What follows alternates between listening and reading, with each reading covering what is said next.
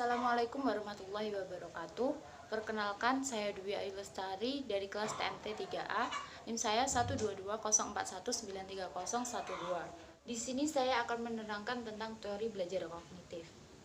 Teori belajar kognitif adalah belajar fokus proses mental internal untuk memahami dunia eksternal. Teori belajar kognitif yaitu belajar memberi perubahan pada struktur mental. Yang pertama yaitu pada pengetahuan, yang kedua pada keyakinan, yang ketiga pada keterampilan, yang keempat pada harapan, yang kelima mekanisme lain. Kemudian teori belajar ini menekankan proses mental seperti berpikir, fokus pada apa yang terjadi. Teori belajar kognitif yang terkenal itu dibagi menjadi 3, yaitu cognitive file, skema, teori pemrosesan informasi atau information processing theory. Yang pertama adalah cognitive file. Cognitive file ini dikemukakan oleh Kurt Lewin pada tahun 1892 sampai dengan 1947.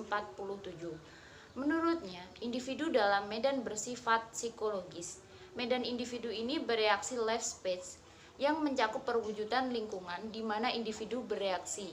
Misalnya seperti orang yang dijumpai, yang kedua objek material yang dihadapi, yang ketiga fungsi kegiatan yang dimiliki. Yang kedua adalah skema, mengemukakan keberadaan struktur pengetahuan atau yang disebut skemata, yang memiliki 2 bentuk, yaitu objek dan kejadian. Skema dibentuk melalui proses abstraksi, yang sudah terbentuk akan memengaruhi apa yang diingat tentang pengalaman melalui 3 proses, yaitu yang pertama adalah seleksi, yang kedua pengambilan intisari, yang ketiga interpretasi. Skema dapat diubah atau dimodifikasi dengan 3 proses, yaitu penambahan, penyesuaian, dan restrukturisasi. Yang ketiga adalah teori pemrosesan informasi atau Information Processing Theory.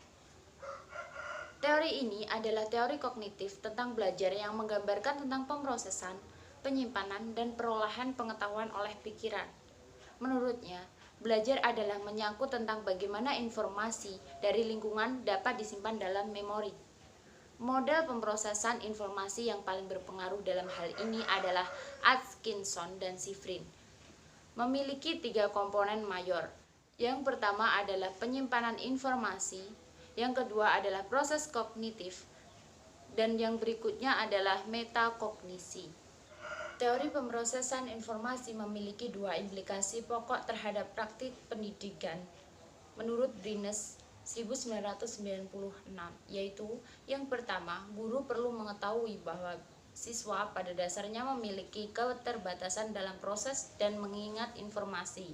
Yang kedua, guru harus memberikan kesempatan pada siswa untuk melakukan pengulangan dan pelatihan. Sekian dari saya. Wassalamualaikum warahmatullahi wabarakatuh.